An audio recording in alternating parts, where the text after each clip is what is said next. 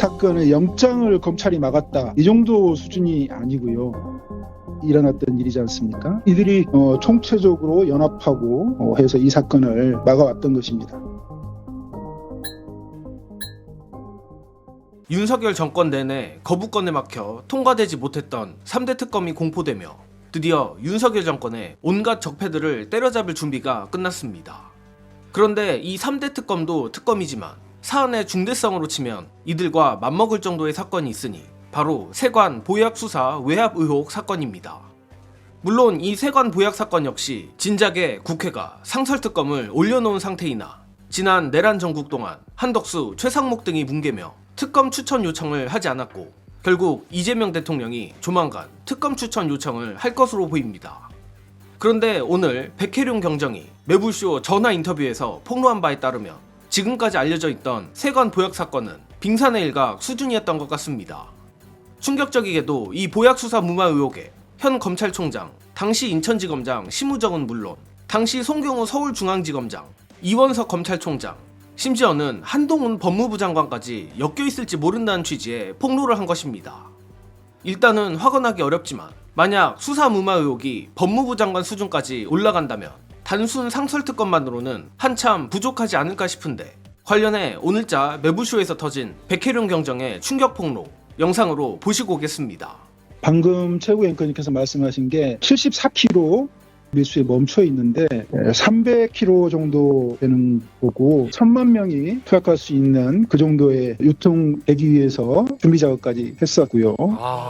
그 다음에 이 사건의 영장을 검찰이 막았다, 이 정도 수준이 아니고요. 한동훈 법무부 장관 있을 때 일어났던 일이지 않습니까? 그때 이원석 검찰총장, 중앙지검장이 송경호, 인천지검장이 심우정, 이들이 총체적으로 연합하고 해서 이 사건을 막아왔던 것입니다. 백혜룡 수사팀에서 수사를 열심히 해서 밝혀낸 게 아닙니다. 수사를 열심히 할 수도 없는 그런 상황이었고요. 이 사건을 최초 적발한 것이 인천지검 강력부예요. 그리고 중앙지검 강력부에서 같은 조직 사건을 수사를 했었고요. 어느 순간 이 사건들이 덮여버렸어요. 나중에 한 6개월 정도, 7개월 정도 지난 후에 영등포 백혜룡 수사팀에서 수사를 하다가 실체를 밝혀내고 그 당시 덮었던 그 검찰에서 꼼꼼하게 덮었던 그 내용들을 들추어내기 시작하니 외압이 시작이 된 겁니다.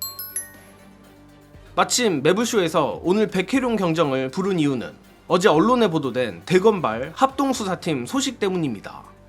그동안 아무것도 하지 않던 검찰이 정권이 교체되고 세관 보약 사건 상설특검이 가동될 기미가 보이니 갑자기 합동수사팀을 꾸리고 수사에 착수한다는 걸 보면 수상하기 짝이 없는데 단순히 시기뿐 아니라 앞선 백혜룡 경정의 폭로와 면밀히 비교해봤을 때 이상한 부분이 한두 개가 아닙니다. 일단 정예능이 보기에 가장 이상한 건 다시 수사에 착수하더라도 왜 하필 대검이냐는 겁니다. 검찰 내부에 특별한 내규가 있는지는 모르겠지만 만일 다시 수사를 한다고 쳐도 해당 사건을 가장 먼저 인지한 것으로 보이는 인천지검과 서울중앙지검이 하는 것이 자연스럽지 그보다 한참 더 윗선인 대검이 직접 나서는 건 부자연스러워 보이며 하필 그 지시를 내린 검찰총장이 당시 사건이 터진 시기에 인천지검장을 맡았던 심우정이란 건 우연의 일치라고 보기 어렵습니다. 즉 당시 수사를 뭉갠 것으로 의심되는 인천지검장이 검찰총장이 되어 직접 대검을 이끌고 해당 사건을 재수사하겠다는 건 도저히 수사는커녕 증거인멸이라고밖에 보이지 않습니다. 그리고 백혜룡 경정이 한동훈을 언급한 것 역시 우연 같지는 않습니다. 상식적으로 생각해볼 때 무려 300km에 달하는 불법 보약 밀수를 일개 지방검찰청이 무마시키는 건 말이 안 되며 그 윗선인 검찰총장이라 할지라도 보는 눈이 몇 갠데 그 정도의 거대한 사건을 독단적으로 무마하는 건 불가능하다고 생각합니다.